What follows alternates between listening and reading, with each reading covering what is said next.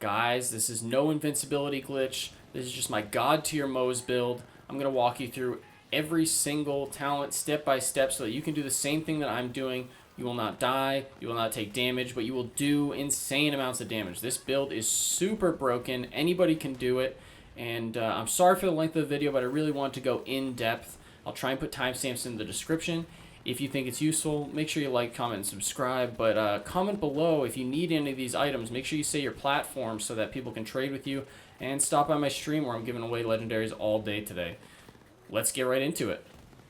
Okay, so for the build itself, I usually run one of two variations. I either run a Shield of Retribution Demolition variation, or I run a Bottomless Mags Demolition Woman variation. Now, the Bottomless Mags variation, which I use mostly for boss killing, I will put that in a separate video just so that this one doesn't drag on for too long. But if you want a really in-depth guide about everything, then just drop a comment below and tell me. And if you think that you need certain gear for this, drop a comment below and say what gear you need and what platform so that people can trade you and you can build it up. However, I will say before I get started here that in terms of the gear that you actually need, this build is fantastic when it comes to leveling up, as you're not fully geared in this game because it's not that gear dependent. But I will say that in terms of its maximum efficiency, you're going to want to have certain kinds of gear. You don't necessarily need to have the perfect gear, but you're going to want to, there's certain items that will boost your efficiency through the roof. Anyway, I'll just start off with the first tier, Fire in the Skag Den. Everything else in this tier is pretty meh for what we're going to be doing, right? Our goal is to be constantly regenerating our shields and constantly outputting damage with grenades. I never, ever, ever touch Iron Bear stuff. Iron Bear is basically useless. Never use him. Maybe as you're leveling up, you use him as a panic button because you can regen your shields, but otherwise he's just absolute trash right now. Do not waste any time with Iron Bear. He's terrible. So don't even look at these action skills. I haven't jumped into Iron Bear in 2 weeks. So this Fire in the Skag Den is the most optimal for this tier because it's the only thing that really synergizes with what we're doing. Increases your splash damage, or I shouldn't say increase your splash damage, increase your incendiary damage. Makes so any kind of damage that you're doing with splash damage, meaning your grenades, you're going to also be dealing fire damage, which can come into play a little bit later. I'll explain it. This tier, Means of Destruction and Torgue Cross Promotion, at some point you're probably going to want to get both of these, but I would say that in terms of importance, Means of Destruction is by far one of the most important things in this entire build, because this 6% chance to essentially regenerate a grenade when you deal splash damage is not 6%. The way that we build and the way that our equipment is set up, this 6% is essentially 100%. So you're never going to run out of grenades, and you're always going to be having ammo added to your magazine. So you're going to want to max that out. I would say with some extra points, add some points into Torgue Cross Promotion just so you can get a little bit increase in splash damage, but you can see I don't even have it maxed out. But it is pretty handy just to increase the distance at which your grenades do damage. Pull the Holy Pin, another very important, I would say 100% needed talent. Every time you hit with a grenade, you have a chance of doing a critical hit. It's not based off of your critical hit damage, so if you're leveling up, don't worry about it. Don't worry about having crappy gear that doesn't have critical hit. This build is not revolving around anything that you have to control, really. It's just a flat 30% critical hit chance, but again, with the amount of times we're actually ending up dealing damage, it's more like 100% critical hit chance. Vampire, put 5 points into this. If you can get a class mod that increases this or Pull the Holy Pin, then do it because it is amazing and it's the cornerstone of this build. Whenever you deal damage to an enemy with a grenade, for every enemy hit, you restore a portion of your missing health. Now, this is 20% missing health per enemy hit. This is why this build is so independent of Mayhem modifiers and debuffs and why it's so incredibly godlike. Okay, you're probably thinking 20% missing health, but this build is about regenerating your shields. Well, I'll dip into the equipment just for a second. you're going to be wanting to run this class mod. If Moze would be healed, she gains shields instead. She will regenerate health, she also gains shield regen. Now the first part is really what matters. Any healing that you get from any source with this build, including that Vampire talent, you're going to be getting it as shields instead. So you can kind of just throw your health away. It doesn't matter. And so when you're running this Vampire, you're going to want to have it maxed out. Because every time you, and again, look at this. Every time you hit an enemy, for every enemy hit, it's not how much damage you're actually dealing to the enemy, it's just hitting them. So it doesn't matter if your Mayhem modifier is minus 50% radiation damage. You're still going to be regenerating the exact same amount of shields as if it was plus 100% radiation damage, because it's all about how many times you hit. And with our build, we're hitting 100% of the time, all the time, everything in the room. So you will just never drop your shields. Every single time that your grenade ticks, which is a lot, you're going to be regenerating 20% of your shield. It's absolutely insane. Now, I would say these, I don't know, 5 are the core of this particular tree. You, again, don't really have to dip into toward cross motion if you don't want to. I would put a couple points into it just because I think you do need to in order to actually get to Vampire. But this is your core. Now, I put a point into to the last just as an in case button. You'll never really be dying. That was a weird noise. You'll never really be dying, but this ensures that if you do go down for whatever reason, you can just spam your grenades to your heart's content as you're on the floor, and it will pick you back up essentially instantly. So if you think that'll be useful and you're still trying to learn, maybe pick that up. It could help you potentially, but it's not needed whatsoever. Now, for the second tree, again, this build is all about regenerating your shields and maximizing your damage output, and so we put a ton of points into Shield of Retribution. My other variation is with bottomless mags. I'll put that in a separate video if you think that is more of your route and you want to just kind of murder bosses faster. But for this purpose, for invincibility and general damage, this does the job. And you're essentially, it's kind of self-explanatory. You're going to want to go down the line and pick everything that's going to increase your shields. So while your shields are active, you get damage reduction. Again, it's something that is helping you with survivability and decreasing the amount of damage your shields are going to take. So take it. It's the most worthwhile one for this first tier. I would say this second tier, all of them are pretty good, but maximum shield increase and resistance to shock. Shock is the enemy of shields. It does the most damage to shields, to the point where some people like to run different kinds of shields in order to avoid shock damage, but I don't really think it's that big of a deal because of how much you're regenerating. So, but regardless, plus 47% shock damage resistance, just get it, max it out, it's fantastic. The next one I would highly recommend maxing out is Thin Red Line, because again, we care about our shields. We don't really care about our health at all.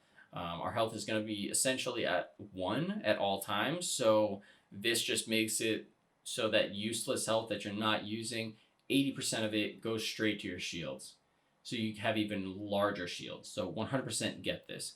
Drowning in Brass, I picked this up just as something you dump extra points into if you need to level up, just because you're going to be constantly killing enemies, and this just kind of increases your gun damage so that you're a little bit more well-rounded. But don't put points into this first. Experimental munitions, whenever you do a critical hit, you deal bonus incendiary damage. Now again, your grenades are going to be critically hitting 100% of the time. So no matter what, and this also synergizes with that incendiary damage in the Demolition tier, no matter what, the element of your grenade, you're always going to be dealing a certain percentage of incendiary damage, which is really helpful when it comes to Mayhem modifiers. Maybe you get screwed with a bad modifier, but your incendiary still is good. So just put points in this. It's definitely worth it. Desperate Measures, gun damage is increased depending on how low her health is. Again, your health is going to be at 1 essentially at all times if you're running the optimal build. And for me, because of my class mod, I get an increase of 83% gun damage, which is insane. I'm not really using my gun that much, but you're going to want to put points into that. Don't worry about real shield recharge delay, because you're going to be forcing your shields to recharge, and so it's kind of like, kind of a wasted talent. Phalanx Doctrine, everybody loves this, and it's fantastic. It basically is what makes you even meatier. You just become an unkillable raid god with this. So every time you kill an enemy, your shields are getting increased. For mine, because I'm 7 out of 5, because of my class mod, every time I kill an enemy, I'm gaining 21% shields, which is like absurd. But I think people overvalue this somewhat because you're going to be invincible either way. And at endgame, enemies, even though you do shred through them quickly, enemies are going to take longer to kill. And so you're not going to be able to stack this up as high as you want to all the time. Like, you're not going to be running around with 150,000 shields at all times. You might have 2 to 3 stacks of this up at a time. And so, like, usually I run around, I think my base shields are like 45k. I run around at like 70, maybe 80, because it only lasts for 30 seconds. So do with it what you will. I definitely would put points in this. Force feedback, when you get a critical hit, your shields recharge immediately. You're doing critical hits all the time, why wouldn't you put points into this? It just makes it even more busted. Like, your shields just never drop because you have like 7 different talents that make it so they don't. And Tenacious Defense, this I go back and forth on. Your shields, if they deplete, you're basically dead because you have 1 HP. So this is kind of a useless talent. However, if your shields happen to do drop, it can be very useful, just to give you a little bit of extra survivability, but I find that it's kind of useless. So if you want to put points into something else, maybe in the Bottomless Mags tree or elsewhere, you can skip this. You can absolutely skip this. I would say just mostly the talents that affect your shields is what you're going to want the most. And this one is kind of like if you didn't have any shields at all, but as we know, you're invincible. So again, doesn't really matter that much. For the equipment, I'm going to start off at the bottom and work my way up. Again, if you're leveling up, you do not need to have the best equipment. You don't have to have, my build is somewhat optimal, I would say. Like, my only thing would be getting extra anointed pieces for it, and maybe getting better like gun stats for it. But overall, I think that this is pretty optimal and what you should be kind of shooting for. So for the shield, I run front loader because it's kind of doing something that Thin Red Line in your tree is doing, where it's removing 60% of your max health, returning your shield capacity. You're going to be at 1 HP at all times, so you don't care that 60% is missing. It doesn't matter. So you're just getting a ton of shields out of this. And I kind of like the affix here where 15% of your health and 33% resistance to last damage type received for 4 seconds. So that, like, you're gaining resistances on top of your shields, because you don't really need to worry too much about replenishing your shields. Your talents will take care of that. But resistance in making your shields slower to deplete overall, I feel like that's very useful when you're already invincible. Again, this class mod, you're going to want this. This is kind of what makes the build tick, so to speak. Otherwise, you're just going to be regenning health, and you want to be regenning shields. I got splash damage radius, which I think is phenomenal. I'll probably never take it off, but kind of go for what you think is the best. Definitely look at what kind of talents it's giving points to. I get some extra Phalanx Doctrine. I have another one that gives me like +4 to Phalanx Doctrine, but that's a fantastic class mod. You're definitely going to want that. For your legendary artifact, I think this is the best in slot legendary artifact you could possibly have with this build. I think it's best in slot for most builds, honestly. Elemental Projector makes it so that when you take an elemental effect, you increase your damage with that element. The increase is 183%, which is insane. Plus, with Deathless, again, you're sacrificing all your health to increase your shield capacity by 100%, which is absolutely absurd. The actual stats itself don't really do that much for me. Increase experience, nobody needs that. But like what I do, especially also when you're killing bosses, I grenade myself or I shoot myself in the foot with a launcher, get that elemental damage that's the same as my grenade, and then I start throwing out grenades. And so all of your grenades are going to have 183% extra damage on them. It's absolutely insane. And you don't have to worry about dying because you're so tanky that, like, anytime you grenade yourself, it's not going to do any damage to you. You just want that elemental status effect and then to throw out grenades. It melts people. This is an amazing, amazing, amazing artifact. But again, you don't 100% need it. You can run with whatever you want. I prefer to run with Deathless no matter what, just because of the increase in shield capacity. This grenade, I might do an entire video on this grenade alone. This thing is unbelievable. Like, it's so good. You throw 2 grenades. Well, you throw 1 grenade, it splits into 2. Then it splits into 3. And every single one of those shoots this kind of like lightning effect that hits like 100 times. Like, this grenade like actually tags the enemy like a bajillion times. And you're probably looking at it like, oh man, that damage doesn't look that great. Like 1,000, look at the porcelain pipe bomb level 50. This is 4,000. Its piss is 2,571, or Firestorm is more. Doesn't matter. This thing hits so many times, it might as well be 10,000 damage. It's unbelievable, and it's what makes your shields never drop. It's what makes your critical hits 100% all the time. Like, that 6% chance to regenerate grenades. If you throw one of these grenades, you're going to be going and increasing your grenades back instantly, because it hits so many times. Like, that 6% each time it hits is going to be 100% every time it hits, because you're hitting 100 times. And this is also what makes it incredibly powerful to use when you have bad modifiers, because it doesn't matter about the damage. Again, it's about how often you do the damage. So this is hitting at all times. It's hitting everything in the room. And so you are always critting. You are always regenerating shields. It's unbelievable. If you can get this in any variation that you possibly can. The base level is like Merv Hex, but recurring Hex is by far the best. It comes in Shock, Radiation, and Frost, or Cryo, whatever you want to call it. I only have Shock and Radiation. Both of those are fantastic. I haven't tested Cryo, but I would imagine it's somewhat the same. I don't really care much for Cryo, but get this however you can. Maybe drop a comment below and try and trade for it. It's unbelievable. I mean, it's insane how good this grenade is, and if you don't have it, you can still use other grenades. I would just try and use something that chains, or something that spawns Merv grenades that deal that do more hits than a traditional grenade. You don't want just like a big grenade. You want a grenade that hits a ton of times. So anything like a Stormfront or a Surge, something that can chain to other things and do damage many times, that's what you're going to want. For weapons, my 100% necessary thing that I would recommend is get a flacker and never let it go, because it's unbelievable, especially for Moze. I mean, for most characters, it's insane because it shoots out explosions, and those explosions are affected by your splash damage, and because we're dipping into a lot of splash damage, this gun it deletes things. So if your grenades for whatever reason aren't getting the job done and doing the damage that you need, I essentially just run around with a flacker in those grenades, and that's pretty much it.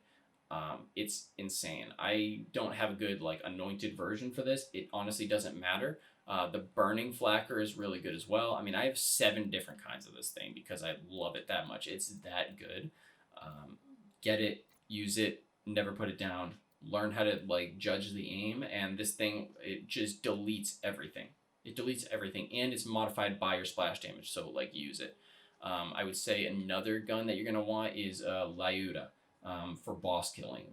In terms of killing bosses, this build isn't made for killing bosses. I would say that the bottomless mags variation that I'll tell you about later on in a different video is more catered towards killing bosses, but Lyuda is fantastic. Not this particular variation. You're going to want a burning Lyuda, one that has flame, because that thing just deletes everything.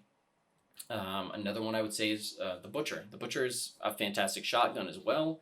I would say the flacker is better for this particular build, but if you're running bottomless mags, Butcher destroys everything. It shoots so fast, and that's really all that matters. And I think that's honestly like everything else in terms of weapons is kind of up to you and what you like. I think Lucian's Call is a fantastic gun. I think Rowan's Call is also a fantastic gun. King's Call is a great gun, but you're not going to be using them that much with this build. I would mostly be running flacker and trying to get a recurring hex, and that's really all there is to it. So I hope you found this to be useful. If you stuck around, please like, comment, subscribe. It's really a fantastic build. So most YouTubers would probably go and show you their build in an optimal scenario that's going to make it look like totally crazy and insane with like great modifiers. I'm going to switch up a bit because I'm so confident with this build. I'm going to do the exact opposite. This is Mayhem 3 True Vault Hunter mode, minus 50% radiation damage. And all I'm going to be running is radiation damage gear. And you can see that it doesn't make a difference. I'm still invincible. I'm still outputting insane amounts of damage. That's how good this build is, people. I'm grenading myself for a damage boost, and I'm constantly grenading enemies because I've got an infinite amount. Flacker is a fantastic gun, like I've said before, but this is a radiation flacker just for the purpose of this video. I don't actually usually run this gun, but I want to just, I'm so confident in this build, I want to demonstrate just like it doesn't make a difference in your ability to survive. Obviously, if you have a 50% radiation damage reduction, it's going to slow down your ability to kill somewhat, but I don't think that any of you guys would actually be running this. You'd probably want to just switch to an actually good modifier, but I just wanted to show you guys that like it doesn't, the foundation of the build itself, it doesn't matter if enemies are resisting these grenades or if enemies are resisting these weapons. Like, the build is just, it's gonna carry you and it's gonna destroy you. That's all there is to it. Like, yes, I'm doing a little bit less damage because of the radiation reduction, but it doesn't have any effect on how tanky I am in this particular scenario. I could sit here all day, I could go AFK, and even though these guys are resisting, you can see that I'm still doing criticals, but they're resisting all this radiation damage. It doesn't matter. Another kind of interesting thing to note is that if you're running the build like I'm showing you, some of these grenades occasionally will be doing incendiary damage as well. And because of the shield mod that we're running, anytime that you take fire damage or radiation damage now, you're going to be outputting a lot more of that damage through your grenades. So that's why I'm occasionally grenading myself. It's going to increase my grenade damage, my radiation damage, by 185%. And if I take any fire damage or any other kind of damage from bandits, those grenades are also going to be doing incendiary damage because of that talent modifier. I mean, this build is honestly incredible, guys.